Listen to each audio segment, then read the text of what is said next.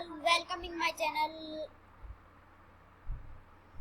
आज हम English verbs के बारे में जानेंगे। इंग्लिश वर्ब्स लेकर आए हैं, तो so let start now. I don't know, मुझे नहीं पता।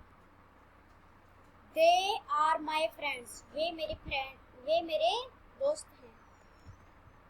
Patan is going to come, Patan आने ही वाला है। You have my key, मेरी चाबी आपके पास है।